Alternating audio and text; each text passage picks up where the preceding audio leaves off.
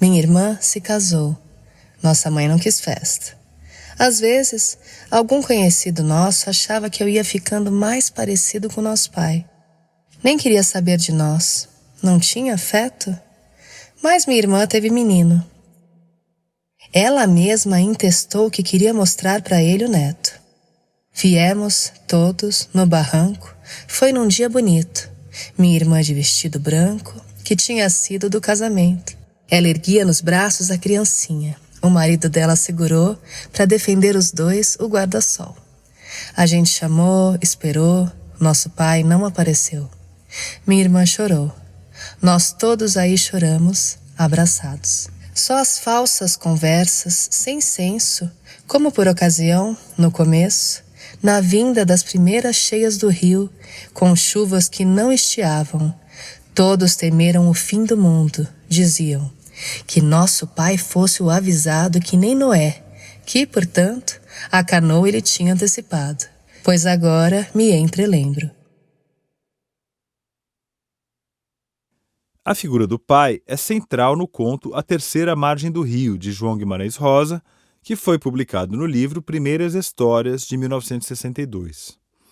Ele abandona sua mulher e filhos para ficar em uma canoa no meio de um rio, causando um vazio grande no seio familiar. Ainda que a família tente fazer algum tipo de contato, ele ignora todos os esforços feitos pela filha, pela mulher e até pelo filho. No entanto, esse filho é quem mantém o vínculo mais forte com o pai até o fim do conto, cujo trecho que ouvimos aqui está na voz da Thier. É essa bela história que inspira A Terceira Margem do Reno, o podcast de literatura em língua alemã e francesa e suas ligações com o Brasil. O rio pode nos passar muitos sentimentos. Podemos sentir amor, por exemplo, quando nos deixamos levar pelas águas de um rio ou somos envolvidos por elas ao mergulharmos em seu leito. Ou raiva, quando as águas transbordam das suas margens. O rio traz também uma sensação familiar, como um parente próximo que está sempre ali quando precisamos dele. Leito, delta, cheias, secas, os rios também nos sugerem imagens eróticas. São da ordem da fertilidade. Rio Pau Enorme, Nosso Pai, escreveu Caetano em uma canção com música de Milton Nascimento sobre o conto de Guimarães Rosa. E se formos mais fundo, encontramos imagens ainda mais fortes. Em algumas cosmogonias, rios-divindades podiam tomar a forma humana e ter relações sexuais com os mortais. Em visões mais tradicionais, o rio também pode ser visto como um sujeito que tem direitos e deveres. Pode ser também um ser da nossa família, que nos alimenta, traz amor e destruição. Na Índia, eles deram ao Ganges o caráter de pessoa física. Né? Eles olharam para o Ganges lá atrás e viram que as pessoas no Ganges, populações tradicionais, enxergam o Ganges como uma mãe. Né? Então você tem uma visão diferente daquele rio. E é como uma mãe mesmo, quer dizer, uma mãe que protege, uma mãe que alimenta, uma mãe que te acolhe. Né? Então, assim, é a visão diferente do rio. Então, ele não é um rio, ele é uma mãe. Né? Ele te fornece, ele está o tempo todo com você. O Vinícius Farjala, professor associado do Departamento de Ecologia do Instituto de Biologia da Universidade Federal do Rio de Janeiro, que você já conheceu aqui dos episódios anteriores da Terceira Margem, acha que ver o rio dessa forma mitológica, anímica, muda a nossa relação com o ambiente que nos cerca. Não é uma visão só de explorar, não é uma visão de retirar, não é uma visão de usar, mas é uma visão de algo que faz parte da sua vida, que é você. Né? O rio é você e você é o rio. Quer dizer, então já entra numa outra conjunção, né? E isso acaba trazendo, em termos de proteção, né? Traz uma certa, né? um respeito maior àquele ambiente. Essa vida que ora está em harmonia, ora em desarmonia com o rio, tem a ver também com as relações familiares. Águas turbulentas, às vezes carregadas de sedimentos e afetos, caudalosas, intensas, simbióticas. Neste episódio, a gente vai ver como esse rio, que é a família, atravessa os livros O Lugar, de Annie Ernaux, Retorno a Reims, de Didier Eribon, ambos franceses, e Austerlitz, do alemão W.G. Sebold. O sexo e o erotismo surgem em duas obras importantes do Mário de Andrade. 2 livros centrais para a literatura brasileira e que têm, cada um à sua maneira, suas nascentes na cultura alemã. Macunaíma e Amar, verbo intransitivo. O amor e o sexo também aparecem com uma faceta bem mais contemporânea no romance Alegro Pastel, de Leif Hunt, autor nascido em 1983.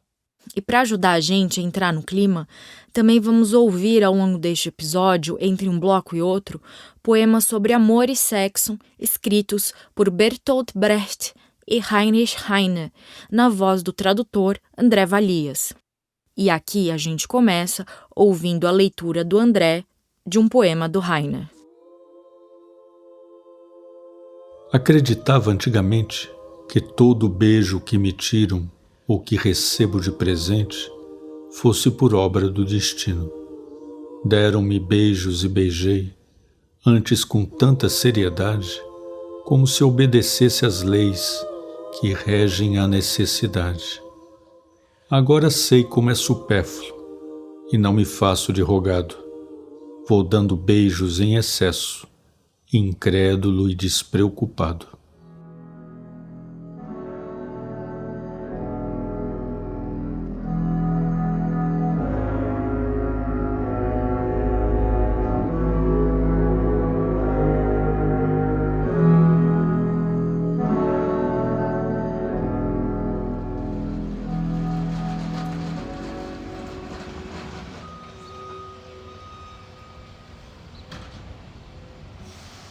O Lugar, de Annie Ernaux, e Retorno a Reims, de Didier Eribon, são exemplares do romance autoficcional. Muito diferente do modelo tradicional de biografia, autobiografia ou livro de memórias, ou seja, supostamente fiel aos acontecimentos da vida do autor, na autoficção o narrador encara a escrita como algo que pode modificar, recriar e inventar a realidade. Quem narra a autoficção é o próprio autor ou autora, e por isso a história é permeada por questões subjetivas, do inconsciente. Narram a própria vida, mas na qualidade de testemunha. No caso de Ernaux e Eribon, as narrativas se voltam para o período da infância e da adolescência. Os 2 livros, apesar de muito diferentes, têm fortes semelhanças entre si, a começar pela relação com a família e, principalmente, a difícil relação com o pai. Os leitores e adeptos da psicanálise, da filosofia e da literatura não vão discordar da importância que o tema da família, para o bem e às vezes para o mal, tem em nossa cultura. É aí, afinal, onde a nossa jornada começa. Vamos ouvir agora um trecho de O Lugar, lido pela escritora Marília Garcia, que traduziu o livro. Ao longo do verão, enquanto esperava meu primeiro cargo de professora, pensei, um dia terei que explicar todas essas coisas, ou seja, terei que escrever sobre meu pai, sobre a vida dele e sobre essa distância entre nós 2, que teve início em minha adolescência. Uma distância de classe, mas bastante singular, que não pode ser nomeada, como um amor que se quebrou. Em seguida comecei a escrever um romance cujo personagem principal era ele. No meio da narrativa, tive uma sensação de mal-estar. Só há pouco percebi que escrever o romance é impossível. Para contar a história de uma vida regida pela necessidade, não posso assumir de saída um ponto de vista artístico, nem tentar fazer alguma coisa cativante ou comovente. Vou recolher as falas, os gestos, os gostos do meu pai, os fatos mais marcantes de sua vida, todos os indícios objetivos de uma existência que também compartilhei. A Annie Ernaux faz em sua obra uma revisão da história da vida dela. Em La Femme, ou A Mulher, ainda não traduzido no Brasil, de 1988, ela faz o retrato da mãe. Em A Vergonha, de 1997, ela relembra um episódio conflituoso que aconteceu entre os pais dela. Em Os Anos, a trajetória de vida da autora se desenrola tendo como pano de fundo a história da França. Os livros da Annie Ernaux vão muito além de uma simples autobiografia. São um painel de todo um período da história coletiva do país. Mas vamos voltar para o lugar que a gente já comentou aqui no segundo episódio desse podcast que fala sobre cidades. Nesse livro, ela recria o próprio contexto familiar num vilarejo francês de Y, onde Annie Ernaux nasceu em 1940. As cenas são revividas, antigas fotos são detalhadas e a narrativa vai criando condições para que o leitor identifique os problemas da relação entre o pai e a mãe e o pai e a filha. À medida que a filha avança em sua ascensão cultural e, consequentemente, social, o pai se coloca em posição oposta. Os avós paternos eram camponeses. Analfabetos, eles viviam em condições muito próximas da miséria. Ao voltar da guerra, o pai, que tinha passado boa parte da vida dedicado ao trabalho com a terra, resolveu mudar o curso do destino. Ele deixou o campo e, aproveitando o processo de industrialização das cidades, vai trabalhar em uma indústria de cordas em Y, onde conhece a esposa. Depois de juntar um pé de meia, o casal compra um estabelecimento que passou a ser uma mercearia e virou a fonte de renda da família. Mas as limitações do pai são permanentes e acabam cavando uma distância profunda com relação à filha, que vai estudar letras em Paris. Ele se irritava ao me ver o dia inteiro entre os livros e gostava de justificar com isso minha visão reduzida das coisas e o meu mau humor. A luz debaixo da porta do meu quarto à noite levava-o a dizer que eu estava abusando da minha saúde. Os estudos eram um sofrimento necessário para eu ter uma boa condição e não acabar com um operário. Ele via, porém, com desconfiança o fato de eu gostar de pensar e refletir, como se me faltasse um impulso vital bem na flor da idade. Às vezes ele achava que eu era infeliz.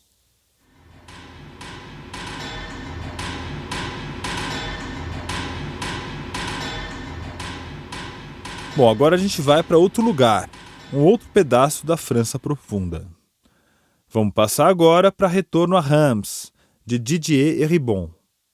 E olha só essa curiosidade. Em uma passagem do livro, o autor confessa que as obras da Annie Ernaux exerceram grande influência nos seus escritos. Ele diz que nos livros da Ernaux, ele reconhece o que ele viveu na infância e na adolescência, sobretudo a distância de classe que o separou dos pais. Essa confissão, então, mostra como um livro abre a porta para outro livro. Os traços do que fomos na infância, o modo como fomos socializados, persistem mesmo quando as condições em que vivemos na idade adulta mudam, mesmo quando desejamos nos distanciar desse passado. E, como consequência, o retorno ao meio do qual vivemos e do qual saímos, em todos os sentidos do termo, é sempre um retorno para si e um retorno a si. Reencontros com um eu tanto conservado como negado. Mas minha vida não é somente assombrada pelo futuro, também o é pelos fantasmas do meu próprio passado, que surgiram logo depois da morte daquele que personificava tudo aquilo de que quis fugir, tudo aquilo com que quis romper, e que certamente tinha constituído para mim uma espécie de modelo social negativo, um contrapeso no trabalho que eu havia realizado para criar a mim mesmo. Esse trecho aparece nas primeiras páginas do livro do Eribon, que é um filósofo e sociólogo francês que nasceu em Reims em 1953. Anos depois de ter saído de casa e de ter se tornado professor em importantes universidades da Europa e dos Estados Unidos, o narrador revisita a sua cidade natal por ocasião da morte do pai e se depara com os resquícios da memória e de questões que o acompanham na vida adulta. O Didier Eribon traça a sua revisão tomando o pano sociológico como base. No livro do Didier Eribon, a história vai servir de base para um estudo de classe e de pontos de vista políticos. Homossexual convivendo com um pai homofóbico, o Didier Eribon reconhece que ele mesmo tem um sentimento de aversão pelas classes populares representada pelos pais dele. Esse sentimento o acompanha com uma carga de culpa e, ao longo do livro, e também de toda a própria vida dele, o autor tenta desvendar as suas causas. Como lidar com a nossa relação com uma história da qual nos envergonhamos. E esse parece ser o gatilho disparador da história resgatada no livro. Por que eu me repreendia, não ousar assumir o que eu sou? Por que a convivência em um mundo burguês, ou pequeno burguês, tinha me levado a renegar assim minha família e ter vergonha dela a esse ponto? Porque interiorizei em todo o meu corpo as hierarquias do mundo social, quando intelectual e politicamente proclamo combatê-las. A gente conversou com o poeta brasileiro Ricardo Domenech, que vive na Alemanha há quase 20 anos. Ele faz uma comparação entre os livros do Didier Ribon, da Annie Ernaux e o ambiente familiar brasileiro. O Ricardo Domenech também comentou as tendências literárias alemãs em se tratando de família. O alemão tem um núcleo familiar que é bem núcleo mesmo, que é realmente a casa, é pai, mãe, filho. Eles não têm essa relação forte com primos e primas, tios e tias, como nós temos. O núcleo familiar no Brasil é muito maior, que eu acho que vem da questão ibérica. Os ibéricos são assim também. Então, por exemplo, alguns autores de língua francesa, especialmente o Didier Ribon e a Annie Ernaux, que são autores do que vem sendo chamado de autoficção, e a autoficção necessariamente, né, em vez de retratar a história da coletividade, ele vai retratar a história do indivíduo, né? E aí a república do indivíduo é a família, de certa forma, né, onde se forma e assim por diante. Essa tendência não é muito forte na Alemanha.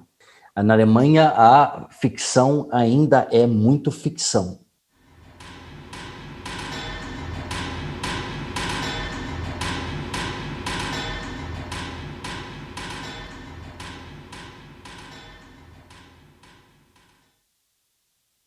O rapaz ama uma jovem, que deseja outro rapaz.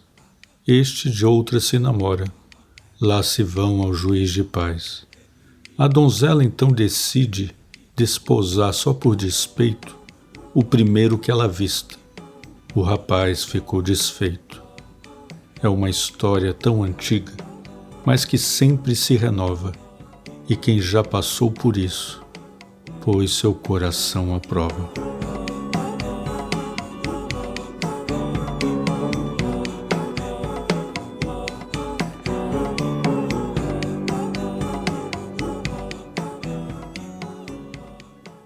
Não é possível falar de família sem pensar na própria identidade, e um caso exemplar dessa busca é Austerlitz, o último romance do escritor alemão W.G. Sebald, que foi lançado em 2001. Austerlitz recebeu vários prêmios e foi considerado um dos melhores livros do século XXI pelo jornal britânico The Guardian.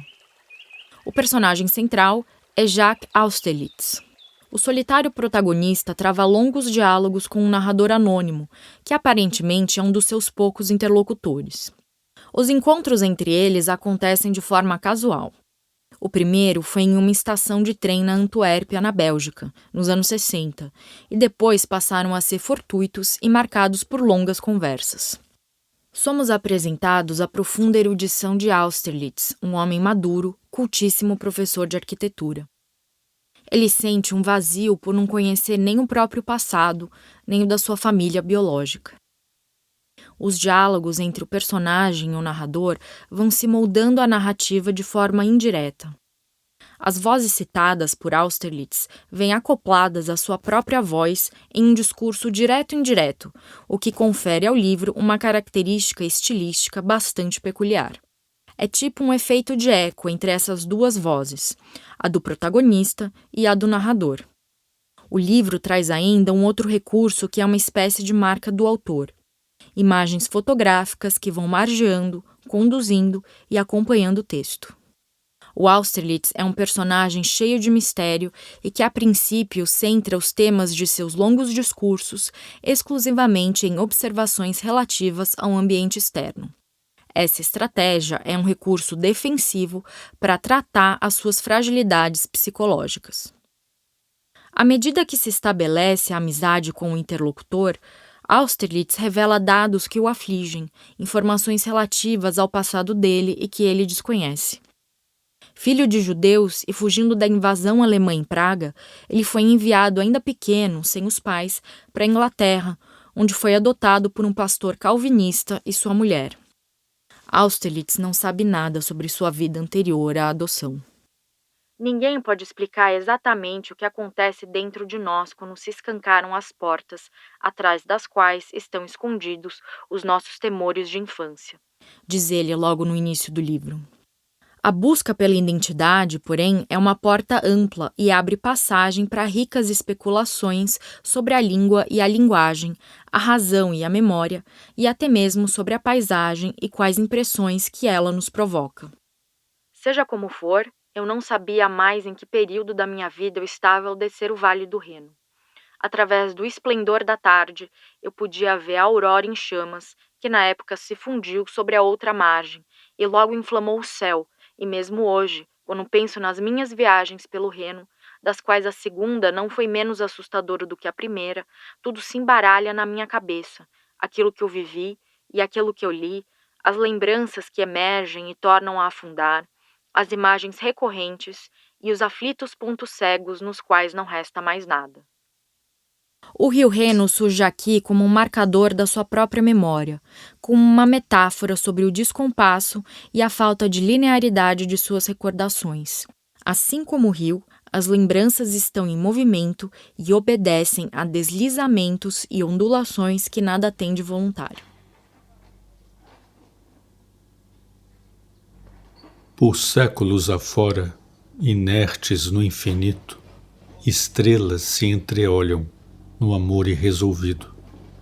A língua em que murmuram é rica e muito bela, filólogo nenhum jamais há de entendê-la.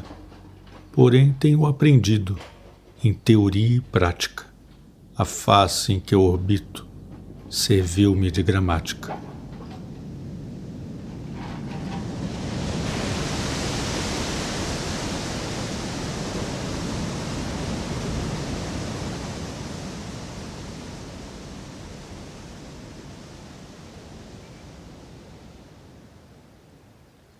Bom, agora a gente vai falar do Mário de Andrade, que é um escritor brasileiro que tem uma relação forte com a cultura alemã. É sabido que ele usou os registros de um viajante alemão, o Theodor Koch-Grünberg, no início do século XX, na pesquisa do Macunaíma de 1928. Ele também escolheu como uma das protagonistas de Amar, verbo intransitivo, uma professora de alemão, a Elsa, que no livro é chamado apenas de Fraulein, ou senhorita. O Macunaíma, herói sem nenhum caráter, entre aspas, é um personagem complexo, que se transmuta e se funde a elementos da natureza quando lhe convém. Ele é de uma esperteza e de uma malandragem sem igual. Sabe tirar proveito das situações. É uma das figuras mais marcantes da literatura brasileira, que foi se tornando uma espécie de sinônimo da palavra brasileiro. O Macunaíma nasceu no fundo do Mato Virgem, dentro do rio Uraricoera, e tem 2 irmãos, o Maanape e o Jiguê. Indígenas assim como ele, os 2 acompanham o Macunaíma em suas peripécias, como a viagem à cidade grande. Mas o Macunaíma não tem pai, ou melhor, não existe no livro nenhuma menção ao pai dele. O Mário de Andrade constrói um personagem que é livre de pudores e que goza de uma identidade totalmente desprovida de questões morais. Isso faz o Macunaíma ser diferente dos próprios irmãos, que vira e mexe e ficam bravos com ele. O Macunaíma morre de curiosidade pelo universo feminino, adora se engraçar com as namoradas dos irmãos, aproveitando que estão pelados, se banhando no rio. A Eliane Robert Moraes, que é professora do curso de Letras na Universidade de São Paulo, é a grande especialista em literatura brasileira sob o viés do erotismo. Ela comenta essa curiosidade. Macunaíma não tem pai para corrigir, né? Macunaíma, ele é uma figura plena. Ele não tem nem pai nem filho. Portanto, ele não tem lei, né? E o Carlos só tem lei vivendo naquela família quatrocentona que vai regular tudo. Então, a gente poderia dizer que a gente tem 2 faces da mesma moeda desta figura, sabe? Soltasse o Carlos na floresta e talvez ele se tornasse um Macunaíma, né?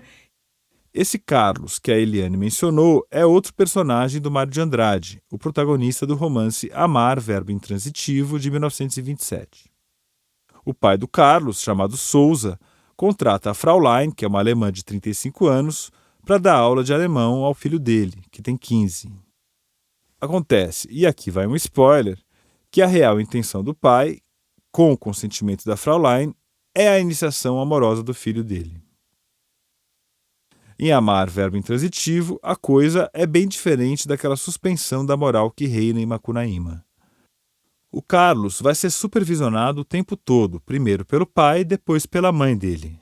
E ela acaba tomando conhecimento, com certo desgosto, do verdadeiro tipo de serviço que a preceptora alemã exerce na sua casa burguesa. Tanto em Macunaíma quanto em Amar, verbo intransitivo, o Mário de Andrade explora temáticas em torno do sexo e do amor, tendo ou não a presença de uma certa moral que vigia os costumes sociais. No caso da família de Carlos, em Amar, verbo intransitivo, essa moral está sempre à espreita, enquanto em Macunaíma ela é descartada logo de cara. A liberdade sexual de Macunaíma mexe com o próprio autor do livro, que a certo ponto se submeteu a uma espécie de censura. Ele retirou do livro a descrição das posições sexuais das festinhas, como diz o narrador, entre o Macunaíma e a Si, a mãe do mato, namorada dele. Mário passa recibo daquela manifestação da erótica brasileira nas páginas do seu próprio livro, conforme escreveu no prefácio em uma das edições.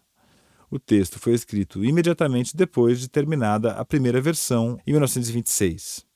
E se põe a reparo que falei em pornografia desorganizada, porque os alemães científicos, os franceses de sociedade, os gregos filosóficos, os indianos especialistas, os turcos poéticos, etc., existiram e existem, nós sabemos. Já se falou que quando 3 brasileiros estão juntos, estão falando porcaria.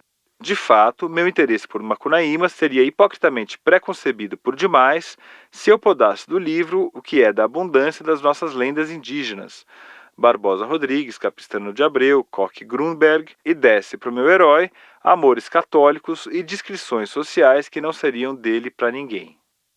Chamou a atenção do Mário, que era um misto de colecionador, arquivista e etnógrafo, essa tal organização do erotismo realizada por culturas estrangeiras, especialmente as da modernidade europeia. O Macunaíma escapa desse tipo de taxonomia, de classificação. Ele é uma entidade que reúne em si as fórmulas para burlar a expressão erótica na literatura. Assim, ela fica livre de uma representação panfletária ou muito literal. O livro apresenta uma desorganização no melhor dos sentidos. Tem essa característica de estar aberto ao desconhecido, à surpresa, à criação de uma literatura de vanguarda. Uma literatura dotada, portanto, de uma liberdade e de uma invenção de estilo.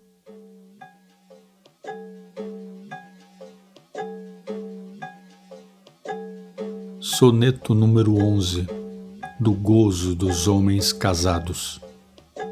Amo demais as minhas mulheres infiéis. Ao verem meu olhar vidrado em seus quadris, viram seus ventres já regados de viés.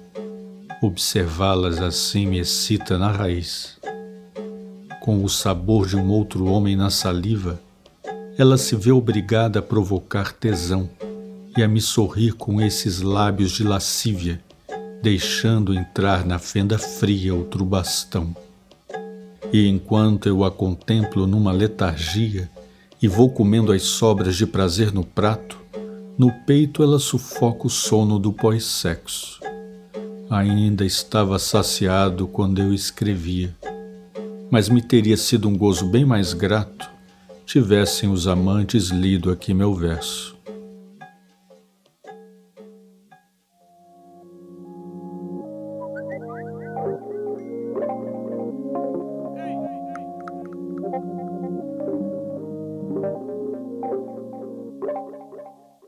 Em sentido diametralmente oposto a Macunaíma, temos o romance contemporâneo Alegro Pastel, do alemão Leif Randt. O escritor é considerado por alguns críticos um dos melhores da sua geração. Escrito entre 2018 e 2019 e lançado no Brasil em 2021, o livro traz temáticas e personagens que falam bastante sobre nossa época. Os jovens Tania Arheim e Jerome Daimler vivem uma história de amor à distância, mediada pelas redes sociais e alimentada por e-mail e mensagens de texto via WhatsApp, iMessage e Telegram. Só que tem um detalhe: isso foi escrito antes da pandemia.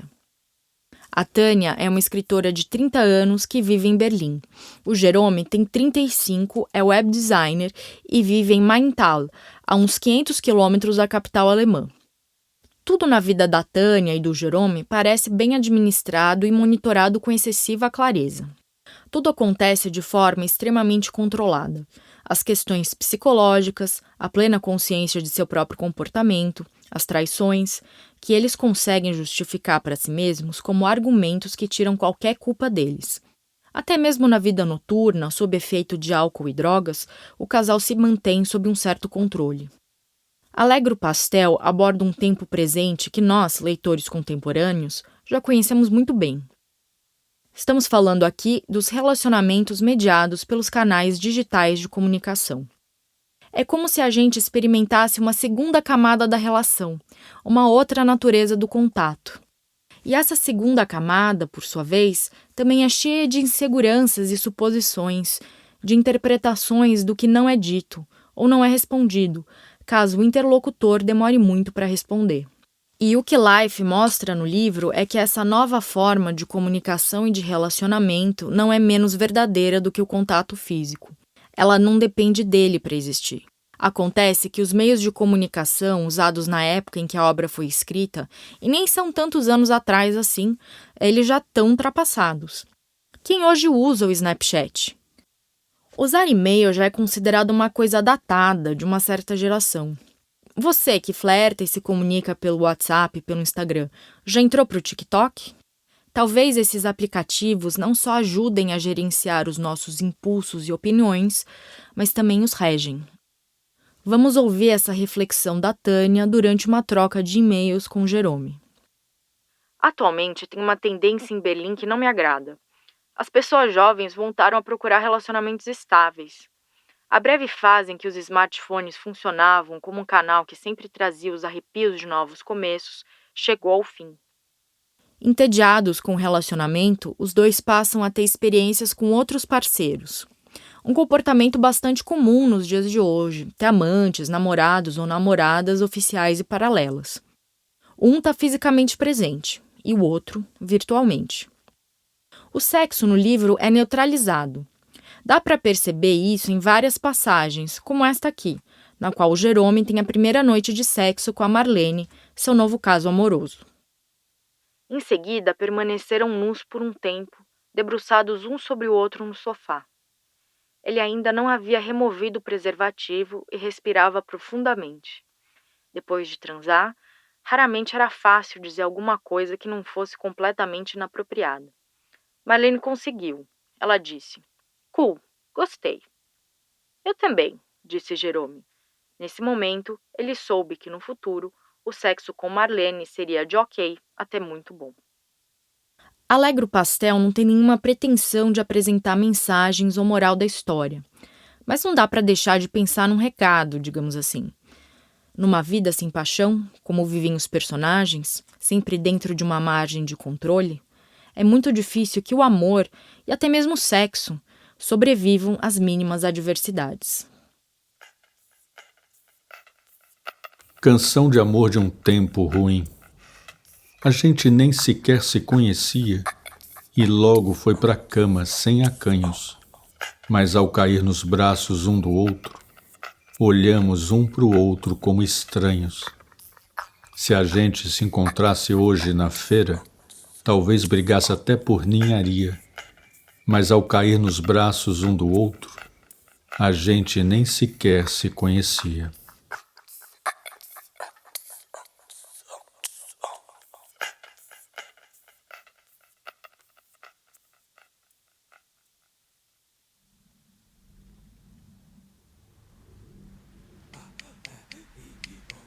Este foi o 4º episódio de A Terceira Margem do Reno, o podcast sobre literatura em língua alemã e francesa.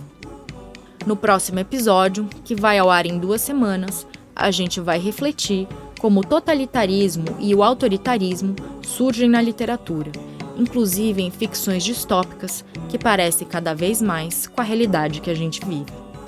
A Terceira Margem do Reno é um podcast feito em correalização pelas unidades do Rio de Janeiro e de São Paulo do Goethe Institut, pela Bibliomaison e Escritório do Livro da Embaixada da França no Brasil e pela Associação 451. Eu, Paulo Werneck, sou o responsável pela direção geral. O roteiro desse episódio é assinado por Marcela Vieira. Eu, Paula Carvalho, sou responsável pela coordenação do podcast e pelo tratamento do roteiro. A produção ficou a cargo da Ashley Calvo, com apoio da Mariana Shiraiwa. O André Wung fez a edição, a sonorização, a trilha sonora, a finalização e a mixagem desse episódio. A direção de locução é da Thier, que também fez a leitura do trecho do conto A Terceira Margem do Rio. A arte de todos os episódios é feita pelo artista J. Miguel. A distribuição é feita pela Rádio Novelo, com a Juliana Jäger e a Fecris Vasconcelos. E tudo isso foi feito com o apoio imprescindível da redação da 451. As gravações para este episódio foram feitas com o apoio técnico do estúdio Rosa Flamingo. Na ordem foram lidos os seguintes trechos: A Terceira Margem do Rio, de João Guimarães Rosa, que faz parte do livro Primeiras Histórias, que saiu pela editora Global. O poema Acreditava, de Heinrich Heine, presente em Heine, Poeta dos Contrários, da editora Perspectiva, traduzido por André Valias. O Lugar, de Ernie Ernaux, lançado pela editora Fósforo, com tradução de Marília Garcia. Retorno a Reims, de Didier Eribon, publicado pela editora Ainé e traduzido por Cecília Schubach. O Rapaz, de Heinrich Heine, que está em Heine, Poeta dos Contrários, da Perspectiva, traduzido por André Valias. Austerlitz, de W.G. Sebald, editado pela Companhia das Letras e traduzido por José Marcos Mariani de Macedo. Por Séculos, de Heinrich Heine, que também se encontra em Heine, Poeta dos Contrários, da editora Perspectiva, traduzido por André Valias. Prefácio inédito escrito imediatamente depois de terminada a primeira versão, 1926, de Mário de Andrade, presente na edição de 2017 de Macunaíma, da editora Ubu. Soneto número 11, do Gozo dos Homens Casados, em Bertolt Brecht, da editora Perspectiva, com tradução de André Valias. Alegro Pastel, de Leif Ernst, publicado pela editora Class, com tradução de Raquel Ribas, Menegheso e Michael Korfmann. E o poema Canção de Amor de um Tempo Ruim, publicado em Bertolt Brecht, com tradução de André Valias, pela Perspectiva. Até o próximo episódio. Au revoir e auf Wiedersehen.